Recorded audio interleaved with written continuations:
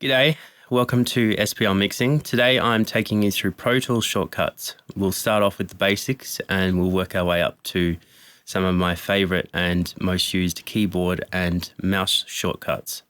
Let's dive in. So the first thing you want to probably look at is where is your keyboard focused?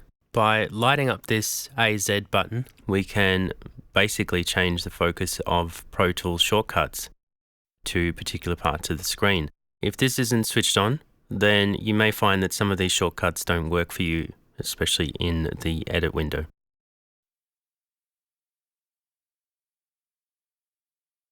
So you're starting a mix and you want to import some audio. For this we need Control-Shift-I. And this brings up a dialog which allows us to select the files that we want to import. I'm just holding down Shift and I'm going to convert these files and come back when they're done.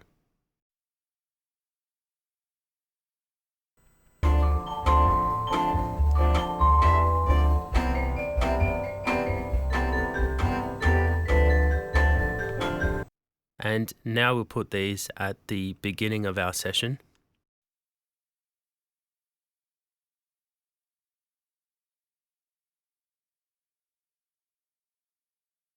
And that's all of our tracks imported. Now the next step is maybe you want to create some new tracks. For that you'll need Control-Shift-N.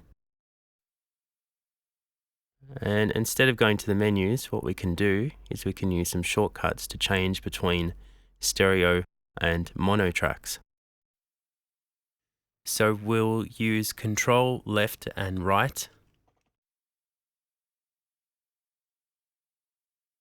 If we want to change the type of track, we can go Control up and down arrow.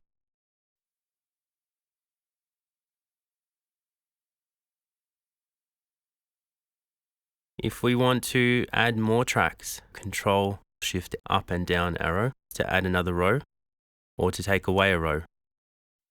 So I'm just grabbing 5 VCAs.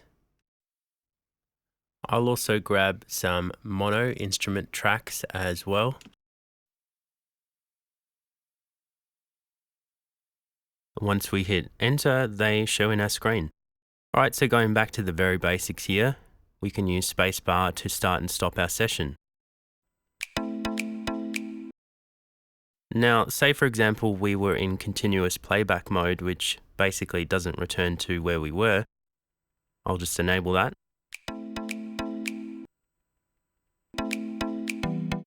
To get back to the start of the session, we simply hit return or enter. If we record enable our tracks, we can start recording to them by hitting Control spacebar.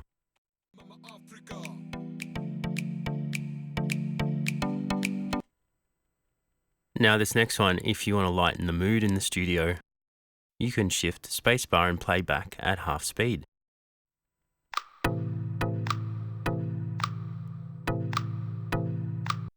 If you make a mistake, it's quite easy to undo just by pressing Z. To redo, you can Shift Z.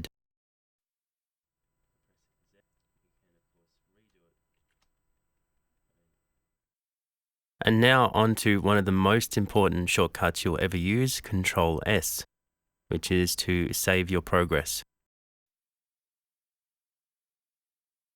If we want to switch over to the mix window, Control equals, and we can toggle back and forth between the edit and the mix window. Now you'll notice up in the upper left hand corner there are 3 buttons here and they're all lit up, but you can actually have them selected separately. But it's actually quite a good thing to have them all selected like that because it enables you to edit differently based on which part of the waveform you mouse over. You see that it's changing to brackets there and it changes to the hand tool. Very handy indeed. Now if I want to copy something, highlight what you want to copy and press C.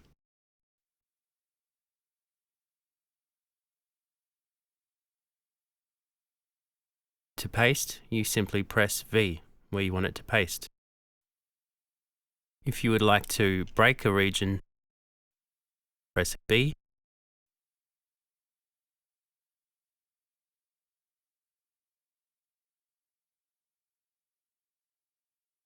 If we want to heal that break, Control H. So if we create a few more breaks, we can still heal them. The only way you won't be able to heal it is if there is an overlap. It only heals what was originally connected.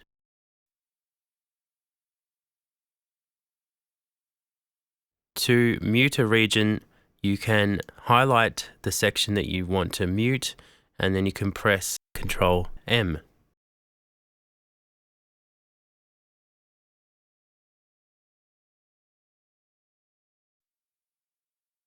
Another important feature to know about is the Tab to Transient feature in Pro Tools. You must ensure that this is enabled, and this allows us to tab to a transient. If we want to select to the next transient, we can simply hold down Shift.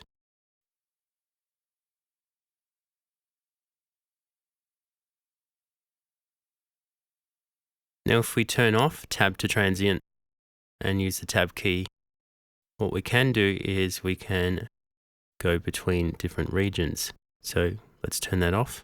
And now all the breaks that we've made at the transient points, we can actually go between that, as well as the break at the end of the region itself. Great for zooming into all the manual fades that you've made and cleaning them up. Now, if we press our P and semicolon keys, we can actually go up or down between the tracks, like so.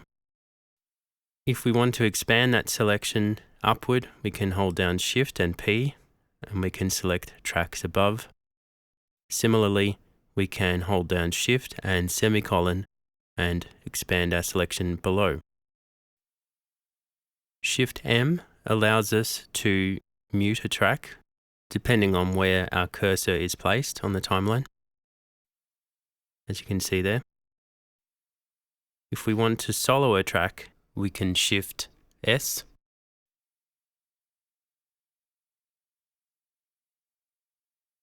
If we want to record enable a track, we can Shift R.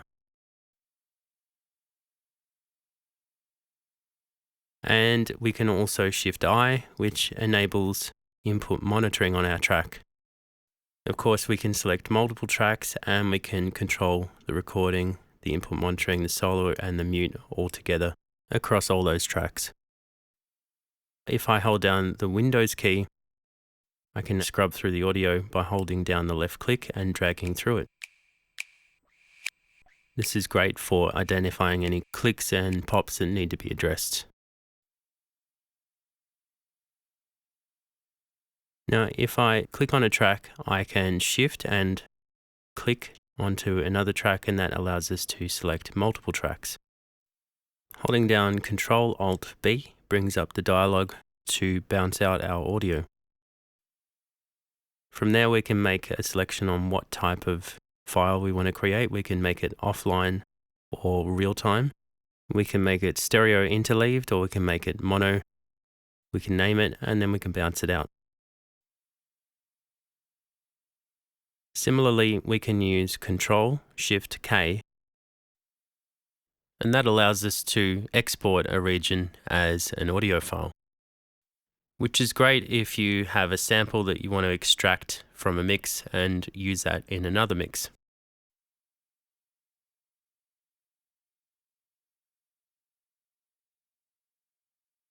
Let's move on to some zooming shortcuts. So we've got Control, square, left and right bracket to zoom in and out.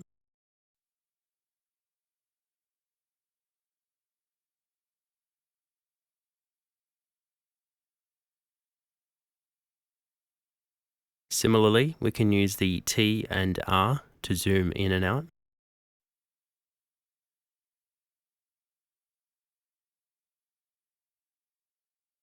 If we hit Alt-A, we can zoom out to include the entire timeline from start to finish.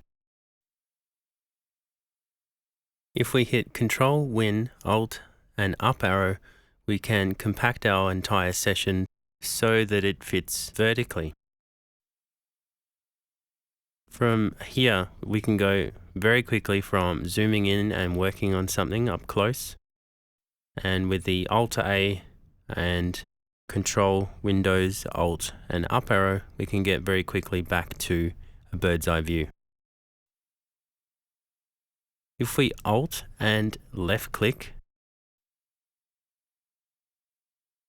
let me just left click here. So I'm going to left click and drag that out. But if I hold down Alt, I can expand out all of the tracks.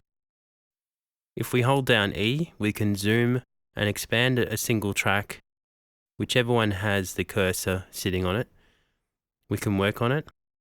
We can zoom in further, and then we can press E again, and we're back to where we were. Zoom in, zoom out. If there's a specific part of the track that we want to zoom in on, we can press F5 twice to select the single zoom tool. And so we can literally just select that section there. After the selection, it goes straight back to using the Smart tool. Now, it's a pretty common thing that we can scroll up or down in a document, or in this case, Pro Tools. But if we hold down Shift, we can actually scroll left and right.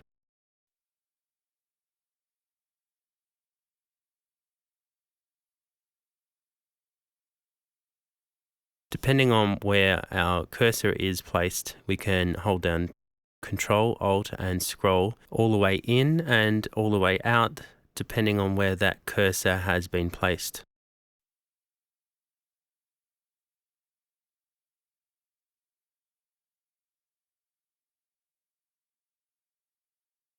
If we would like to expand the view of the waveform, we can hold down Shift, Alt, and scroll, and that enables us to expand or contract the waveform. This does not change the volume as such, it just changes how we view the waveform.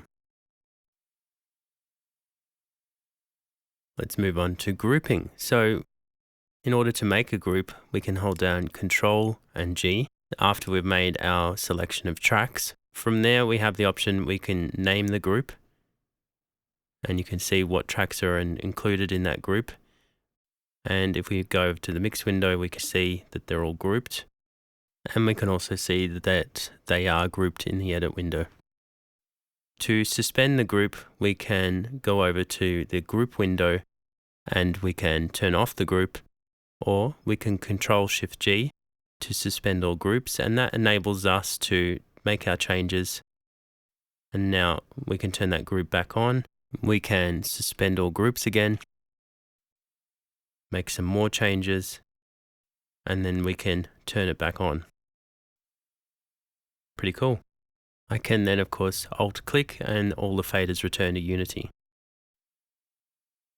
At one time or another, you're going to want to access different edit modes for different reasons. To do this, we can use some of the F keys.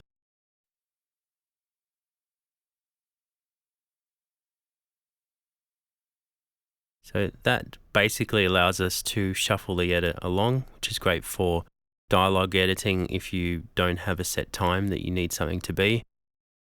To move along to slip edit mode, we can press F2, and that allows us to slip the edit along, and it doesn't affect any other clips on the timeline. F3 allows us to spot a clip. So if you've been editing something and you accidentally shift it, what you can do is you can click on that and it will spot it back to the location that it was originally at. The last mode is more or less a 2-for-1. What we can do is we can select our grid, and from that grid, select based on the note value.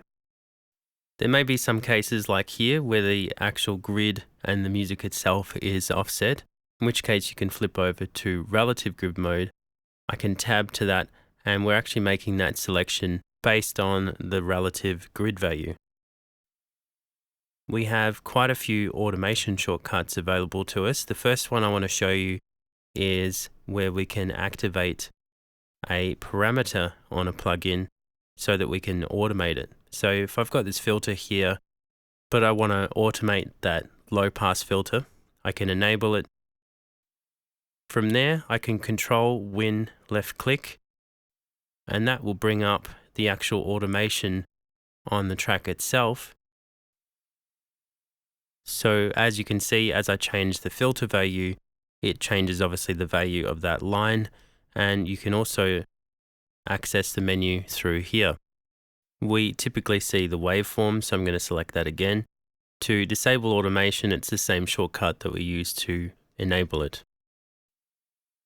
If we want to cycle through the different automation lanes, we can use Control, Win, left and right. We can cycle through all the different automation lanes. Anything that we can automate, we can bring that up. Now, if we can Control, Win, Alt, and left click on this little window here, that actually opens up automation for every single parameter that we could possibly want to automate in that plugin. This shows up a bit more clearly in the CLA 76. As you can see, every single parameter that I can automate, I can actually click on that. I can bring up the automation lanes, and I can change those values. And you can obviously see that changing in the automation lane as well. You can go nuts, and then you can turn it off using the same shortcut. All right, let's move on to routing. So typically, if you want to route everything to the same output or input or bus, we can hold down Alt, Shift, and click. And from there, we can select our input or output or bus. So I've got inputs 3 and 4. You can see that they're all now inputs 3 and 4. Let's go select a bus, which is bus 5 and 6, and they're all routed to the same bus. But what if we want them to come in sequentially? We can Control, Shift, Alt, and left click. Let me go ahead and use that same shortcut for the output. So as you can see, we've got bus 1 and 2, we've got inputs 1 and 2, we've got bus 3 and 4, inputs 3 and 4, so on and so forth, all going in sequential order. Moving along to the keypad. If we press keypad 1, that actually allows us to go back in the session, so that's a rewind. Keypad 2, hold it down and you can fast forward in the session. So that's conveniently placed next to the rewind. Keypad 4, activate loop playback. Keypad 5 allows us to similarly activate loop recording, which is very handy if you're recording a singer and you just want them going over that one section. Keypad 6, which enables us to activate punch in for recording. And I've deliberately missed 3 because once we've got punch in record mode enabled, we can actually hit the 3 key to start and stop recording as we're playing back. So it's great for punching in on a single word if you want to do that. Let's move on to keypad plus or minus. Say for example, we're working on this and we want to edit it and we want to shift it around, but we don't want to move it with the mouse. We can shift it based on the values that we've got selected here. Currently I'm in samples, but let's move on to bars and beats, and I'm going to select an 8th note. From there, I can shift it around in increments of 8th notes, backwards and forwards using plus and minus on the keypad.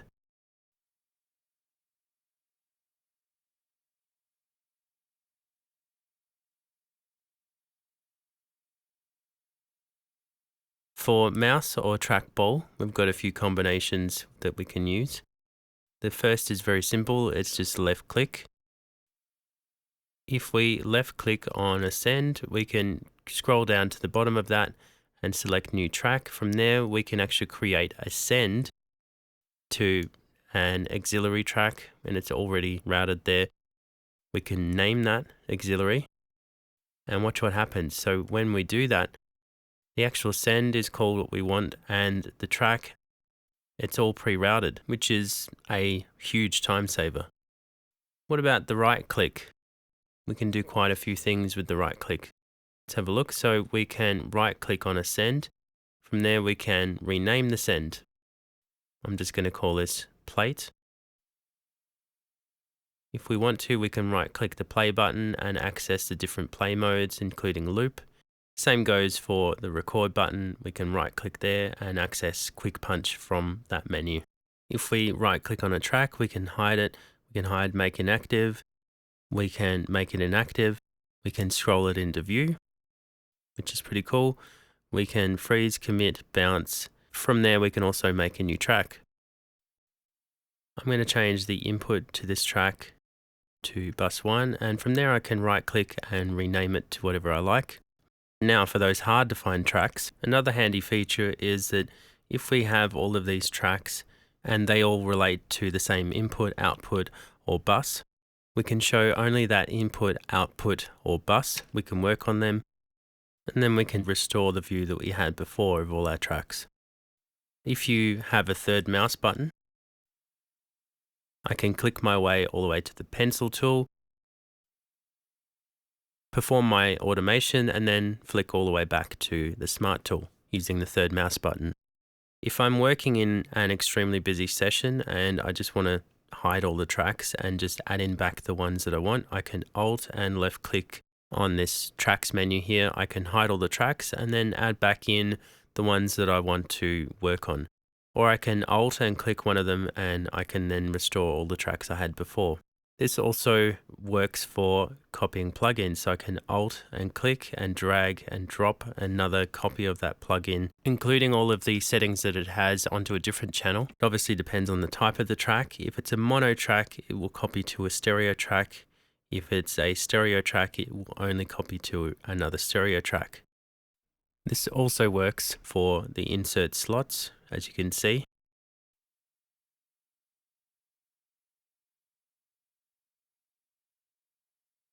You can also control and left click, and that will bypass the plugin. If I hold down Control and Windows and left click, that will make that plugin inactive. If I Control, Alt and left click, that will bypass all of the inserts on that insert slot across all tracks. And in much the same way as bypass, if I Control, Win, Alt and left click, I can make every single plugin on that particular insert across all tracks inactive. And here we really start to get into some badass combos. Combo number 1. If I want to send the locator to any point in the session, I can / and then I can type a number, I can put a decimal point, another number, and then I can hit enter, and that will send me to that point in the session. I can also do sub-seconds as well if I want to be that precise. So here I'm going to type / 1.3 and then enter. If I want to go to the 3-minute mark, it's / 3.0 and then enter. Let's now also change over to bars and beats mode. This works similar to the way that we can send to a particular time. We can send to a particular bar, a beat, or a sub-beat. So if I want to go to bar 2, beat 4, / on the keypad, 2.4, and then enter. And there we are. Now, if I want to jump to bar 6 and beat 3, same thing. I can just go / 6 decimal and 3 and hit enter. And there we are. You can see that we've jumped straight to that point in the timeline based on beats and bars. It's a pretty quick way of getting around the session to specific locations. Here's another favorite combo of mine, which involves creating memory locations. If I want to create a memory location marker, I hit enter on the keypad. So now I'm going to put some markers in for the different sections of the song. It's obviously an intro. Just going to call that V1 for verse 1. Let's call that verse 2 for the sake of example. That's a pre-chorus. And now we hit the chorus. Okay, so we've put in the markers that mark out the different sections for the song. double click on the first marker for the intro, you'll notice that it's got a number there, the number 1, and it's called a marker. It's got the name that we put in for that marker. And you'll see that they go sequentially, so in the order that I created them. Wouldn't it be great if there was a shortcut to navigate between them? Well, one does exist. Type decimal, the number of the marker, and then decimal.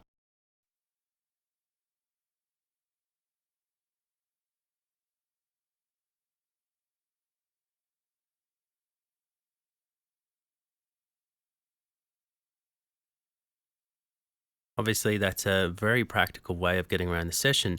We can jump between the markers in a different way by going Control 5 on the keypad, which brings up a list of all the markers that we have. And as you can see, the cursor jumps between those different sections. If we like, we can double click and we can change the number that corresponds to that marker. So if I wanted to get from, say, the chorus and back to marker 10, it's decimal 10 decimal, and there we go. But check this out. Let's make another marker. From here, we can turn it to selection or none. Select track, show, hide. I'm going to call this all. And you notice it doesn't show up as a marker. Let's make another one. But first, I'm going to hide all the tracks and I'll make a new memory location. And we will go none, track, show, hide, and we're going to call this hide. Okay, so if we Control 5 again, we bring up our menu. We can have all of our tracks or none of them. Let's add some tracks back in. Say, for example, that these are all our drums, and we like the zoom settings and the track height and all that sort of stuff. We can save all of that by making another marker. And so from here, we can go none, and we can select our zoom settings, our track height, track show hide, and then we can click OK. And now we can go, using our shortcuts, we can go to the pre-chorus, marker 4. We can go to marker 7, hide. And now we can go to 8, which was our drums. So from a practical standpoint, we can go from working on all our drums to all of our guitars to whatever it is that we want to work on. Of course, the other one that we haven't looked at is selection. So we can create markers or memory locations based on selections. Okay, so you can get quite deep in this. It's all based on what suits your workflow. If I want to delete these markers or memory locations, I can Alt and left click to remove each one. The ones left over in our menu, the only way to delete those is to turn them into markers.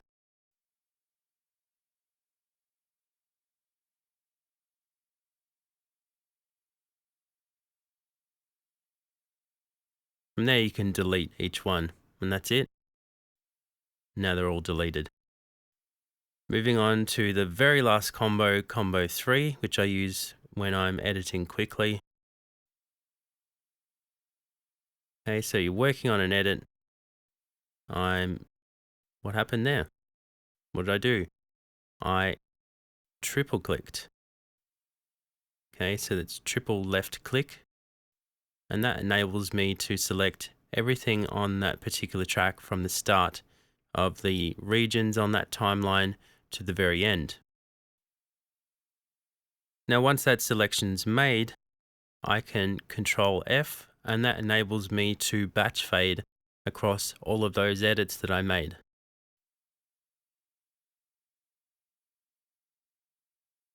As you can see there, we've got a fade. And then I can consolidate all of that by going Alt, Shift, and 3, and that turns it into one continuous audio file.